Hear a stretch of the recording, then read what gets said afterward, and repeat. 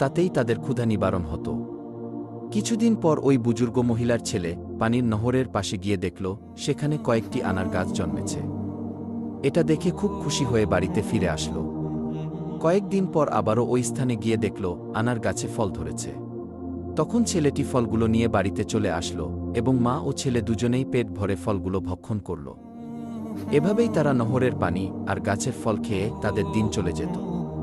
বুজুর্গ মহিলা ও তার ছেলে অনেক বছর ওই গাছের ফল আর নহরের পানি পান করে এবং আল্লাহর ইবাদত করে অতিবাহিত করল। একদিন এই মহিলার ছেলে তার মাকে বলল, মা, আমরা এত বছর একই খাবার খাচ্ছি, এখন আমার ইচ্ছা হয় আমরা বাজার থেকে অন্য খাবার কিনে খাই। তখন তার মা বলল, তুমি টাকা কোথায় পাবে? ছেলেটি বলল, আনার গাছ থেকে কিছু আনার নিয়ে বাজারে যাব এবং সেগুলো বিক্রি করে যে টাকা পাব তা দিয়েই খাবার কিনে নিয়ে আসব। তখন তার মা বলল, শোনো বাবা, মহান আল্লাহ তাআলা সন্তুষ্ট হয়ে যে খাবার আমাদের দিচ্ছে তার উপর আমাদের খুশি থাকা উচিত। অতিরিক্ত কিছু চিন্তা করা আমাদের জন্য উচিত হবে না। আমাদের নতুন কোনো খাদ্যের দরকার নেই। মায়ের এমন কথা শুনে ছেলেটি সন্তুষ্ট হল না, বারে বারে একই কথা বলতেছে।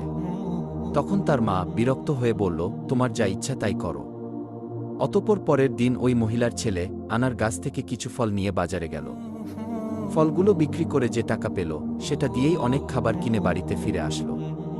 তার মা খাবারগুলো দেখে কোনো খাবারই ভক্ষণ করল না। ছেলেটি বলল, শোনো মা, তুমি যদি কোনো কিছু না খাও তাহলে আমিও খাবো না। তখন বাধ্য হয়ে তার মা কিছু খাবার ভক্ষণ করল। অতঃপর এভাবেই সেদিন অতিবাহিত হল। পরের দিন সকালবেলা ওই বুজুর্গ মহিলার ছেলে আনার গাছের সামনে গিয়ে দেখল আনার গাছে কোনো ফল ধরেনি। এটা দেখে ছেলেটি হতাশ হয়ে বাড়িতে ফিরে আসলো এবং তার মাকে বলল, মা, হঠাৎ করে আজকে থেকে দেখছি আনার গাছে কোনো ফল ধরেনি। ছেলের এমন কথা শুনে তার মা আর কিছুই বলল না। অতঃপর এভাবেই 3 দিন অতিবাহিত হয়ে গেল, কিন্তু গাছে কোনো ফল এলো না। অবশেষে তারা খুবই ক্ষুধার্ত হয়ে পড়ল। অতঃপর মা ও ছেলে দুশ্চিন্তায় এদিক ওদিক ঘোরাঘুরি করতে লাগল।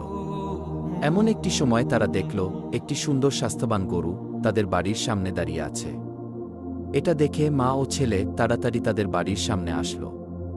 আল্লাহর হুকুমে তখন গরুটি কথা বলতে শুরু করল। গরুটি বলতে লাগল, আপনারা আমাকে জবাই করে আমার গোশত ভক্ষণ করুন। আল্লাহ তাআলা আমার গোশত আপনাদের জন্য হালাল করেছেন।